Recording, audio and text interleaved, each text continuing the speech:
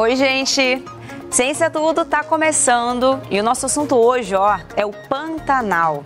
Esse bioma, que abriga uma das maiores diversidades biológicas do planeta. E nesse episódio, a gente vai conhecer as características dessa região, as pesquisas que estão sendo desenvolvidas pelo MCTI e também algumas das técnicas que já estão sendo aplicadas em favor da preservação desse bioma que é tão valioso. Eu sou a Karina Cardoso e tá no ar Ciência é Tudo. Bora juntos nessa jornada?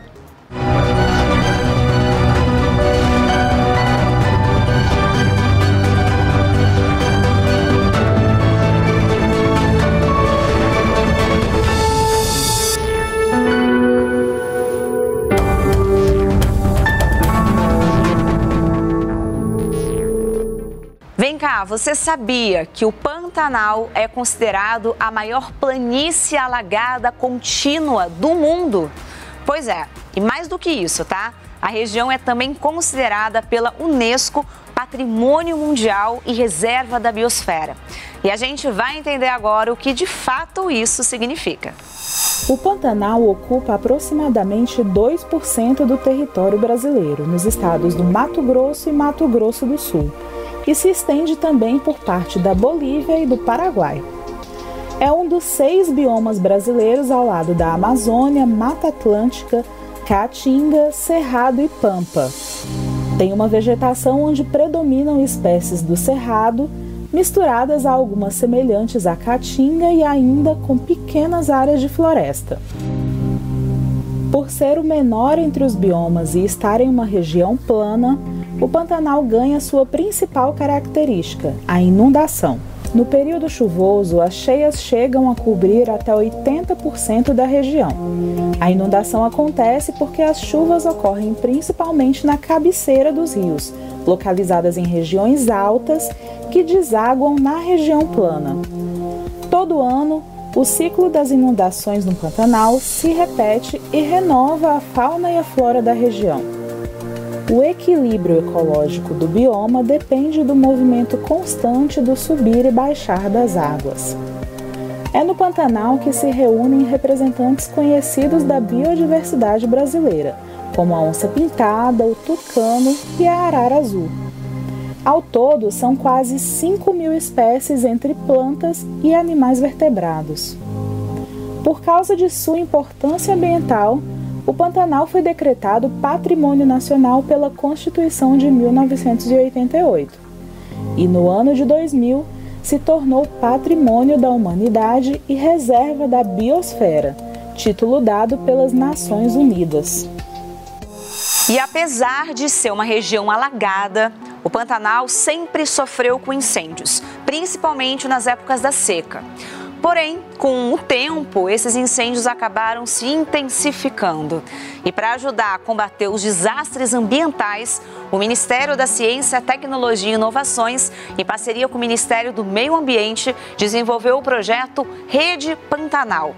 Esse projeto tem por finalidade, compreender a dinâmica dos incêndios na região e também desenvolver estratégias e instrumentos capazes de prevenir esses incêndios.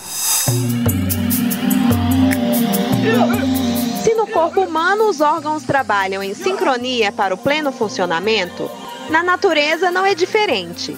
E nesta dança ritmada, o Pantanal pode ser chamado de coração do Brasil. Isso porque esta área pantanosa alagada tanto recebe quanto bombeia água para outros biomas, como a Amazônia e o Cerrado, por exemplo.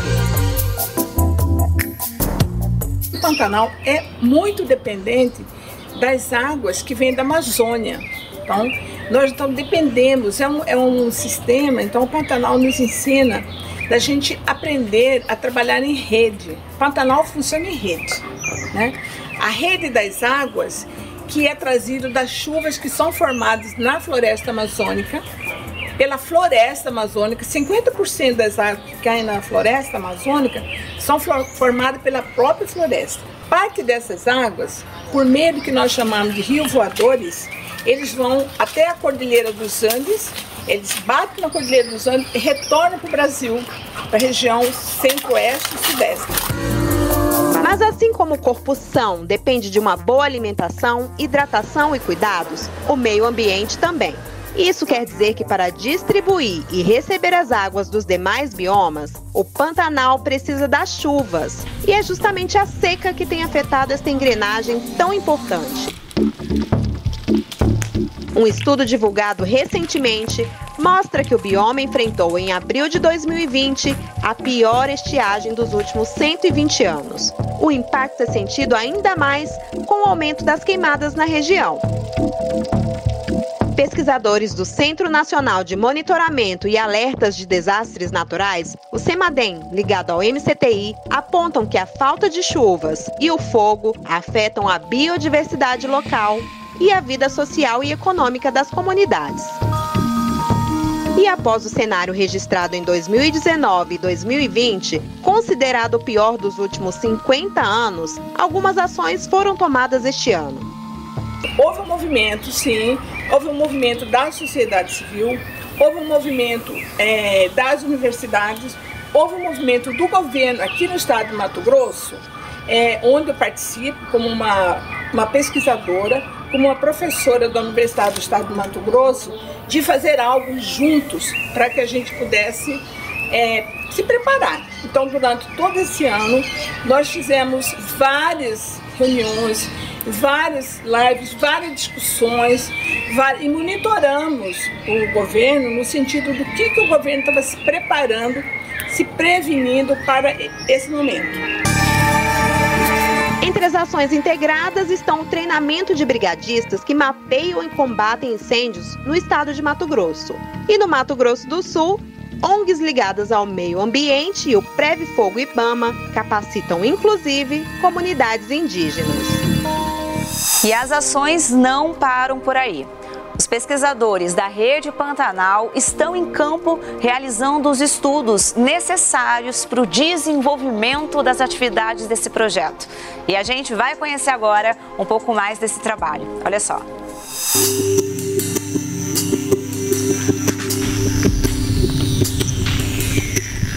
Com o aumento dos incêndios no Pantanal em 2020, foi criada uma rede de pesquisa para desenvolver estratégias e ações de combate aos desastres ambientais no bioma.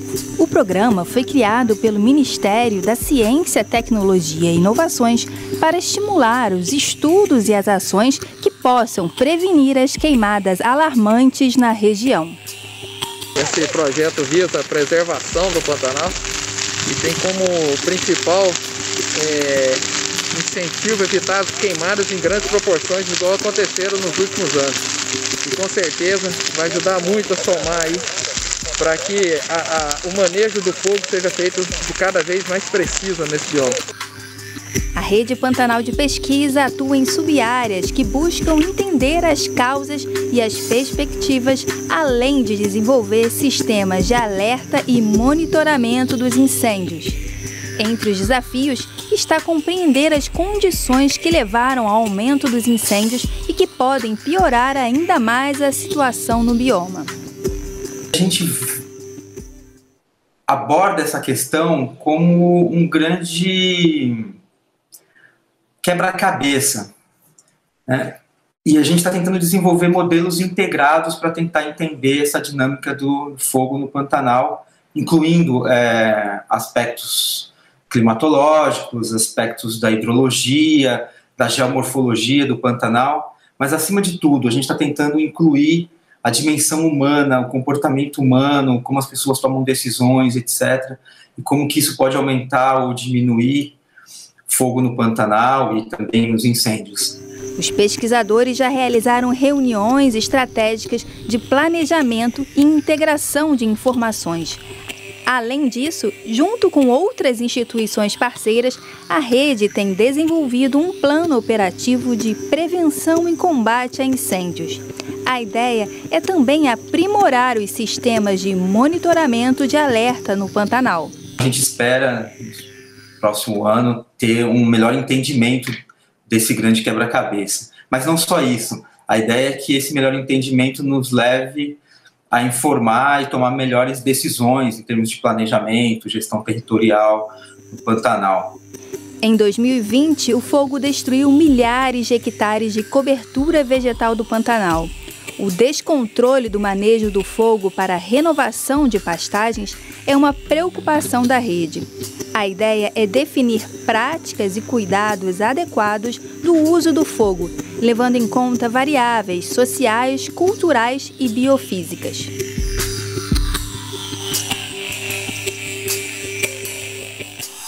E no próximo bloco a gente traz a biodiversidade do Pantanal. Você vai conhecer também o programa que visa combater os processos de degradação dos recursos hídricos da região. Não sai daí, Ciência Tudo, já, ó, tá de volta.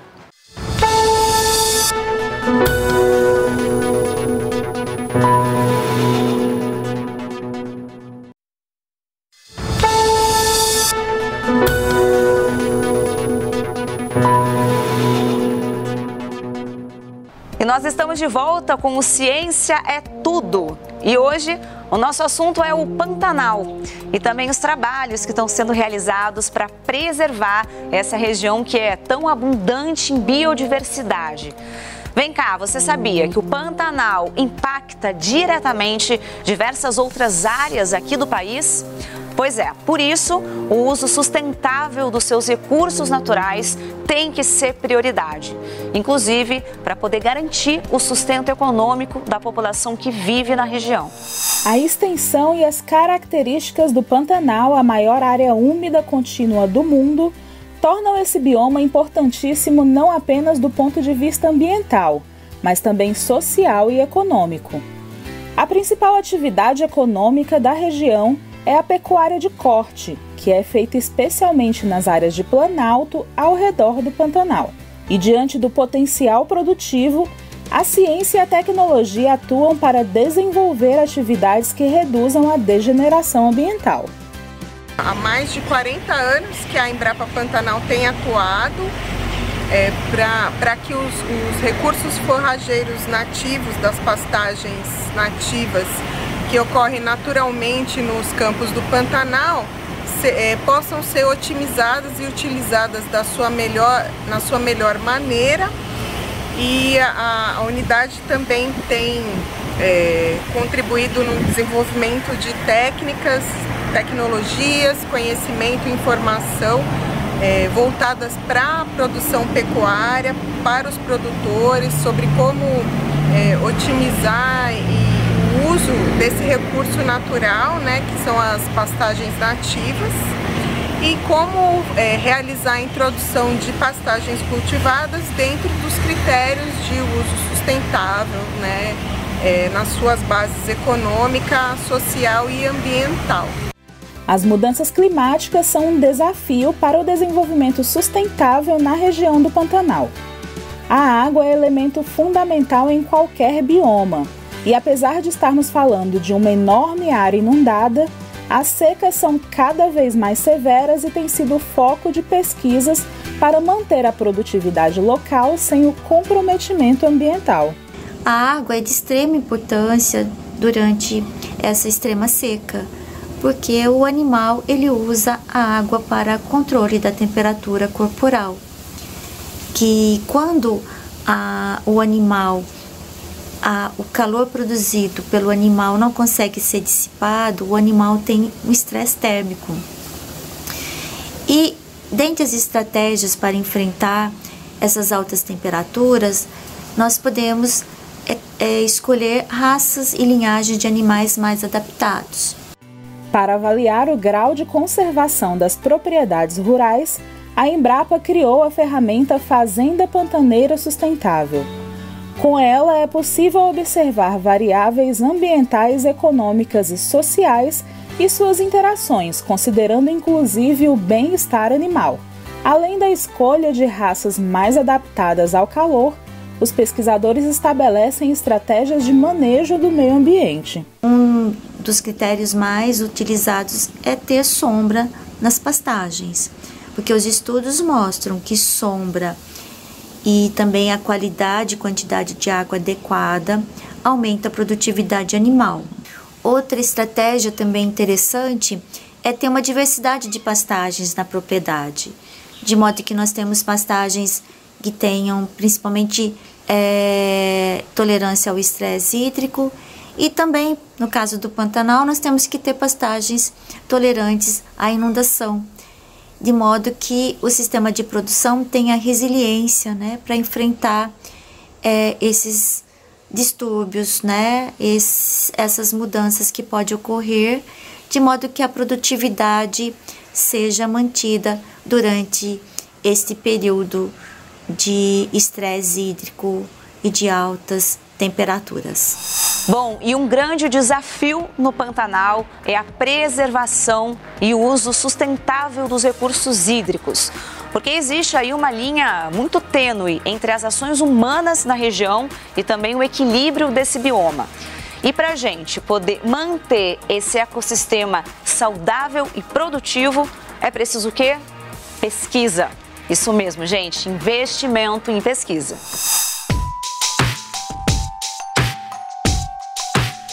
As áreas úmidas são ecossistemas vitais para a biodiversidade e englobam áreas marinhas, costeiras, continentais e artificiais. Como exemplo de área úmida costeira, temos os mangues. Já as margens de rios são continentais. O Pantanal é a maior área úmida de água doce do mundo, com aproximadamente 195 mil quilômetros quadrados. Diversos corpos d'água podem ser classificados como áreas úmidas. Podem ser grandes, podem ser pequenas, né? O Pantanal é uma grande área úmida. Aqui em Mato Grosso nós temos o Pantanal, o Guaporé e o Araguaia, que são três grandes áreas úmidas. E um principal desafio para as políticas públicas de conservação das áreas úmidas é exatamente você saber onde estão essas áreas úmidas e conhecer cientificamente como esses biomas funcionam, quais são as interações desses biomas, e com isso a ciência pode, então, contribuir para a preservação, para a conservação e uso sustentável dessas áreas úmidas. Sediado na Universidade Federal de Mato Grosso, o Instituto Nacional de Ciência e Tecnologia em Áreas Úmidas, INAU, foi criado há mais de 10 anos, com os objetivos de formar recursos humanos e produzir conhecimentos que possam ajudar na elaboração e execução de políticas públicas ligadas ao tema. O INAU teve seu início no ano de 2010, e a primeira fase, teve uma primeira fase que foi de 2010 a 2018, e em 2018 nós iniciamos a nossa segunda fase. Os nossos principais parceiros, o financiamento do INAU se dá graças ao CNPq, que é o Conselho Nacional de Desenvolvimento Científico e Tecnológico, que é uma agência do Ministério da Ciência, Tecnologia e Inovação. Também temos apoio da CAPES, Coordenação de Aperfeiçoamento do Pessoal do Ensino Superior. O INAU é constituído por uma rede de pesquisadores provenientes de 17 instituições nacionais e que colaboram com 22 instituições estrangeiras. O conceito de área úmida surge na Convenção de Ramsar, um tratado internacional celebrado no Irã em 1971 e que atualmente conta com 171 países signatários, incluindo o Brasil. O tratado visa a conservação e uso sustentável das zonas úmidas. O objetivo do nosso trabalho de identificação e classificação de áreas úmidas se deve ao fato de que o Brasil é signatário da Convenção de Ramsar, que é a Convenção Internacional sobre Áreas Úmidas.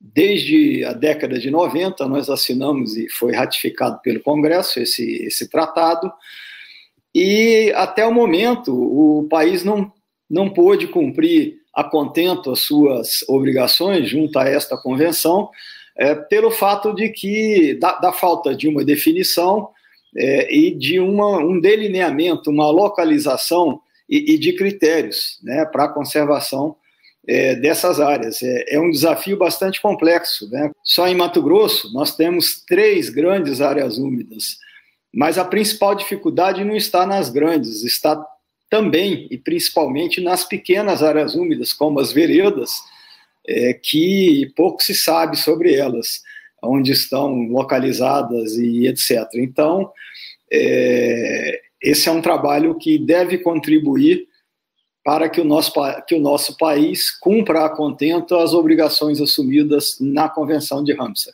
O Instituto Nacional de Ciência e Tecnologia em Áreas Úmidas desenvolve várias pesquisas relacionadas à identificação e classificação de áreas úmidas, além de estudos de plantas e da biodiversidade, principalmente na região do Pantanal. O INAU visa principalmente a desenvolver estratégias para a conservação e o uso sustentável de áreas úmidas, com enfoque prioritário para o Pantanal. Nesse sentido, uma das nossas linhas de pesquisa refere-se à agregação de valor a elementos da biodiversidade pantaneira através do estudo de plantas e de outros elementos da biodiversidade, com enfoque principal nas plantas, visando, então, a produção de produtos com valor comercial, como fitoterápicos, por exemplo. Nesse sentido, já foram estudadas diversas plantas aqui da região, algumas com resultados bastante satisfatórios no tocante a combate à úlcera, à inflamação e outras enfermidades, e, inclusive, já tendo sido solicitadas algumas patentes junto ao INPI.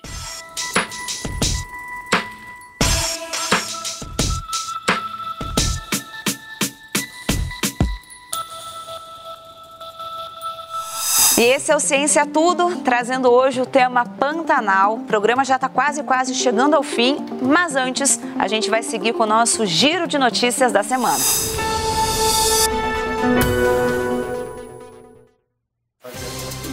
Discussões estratégicas e tecnológicas para a saúde movimentaram a segunda edição do seminário Novos Futuros. A ação foi realizada pelo Instituto Nacional de Tecnologia, uma unidade de pesquisa vinculada ao MCTI, em parceria também com o Centro de Gestão e Estudos Estratégicos.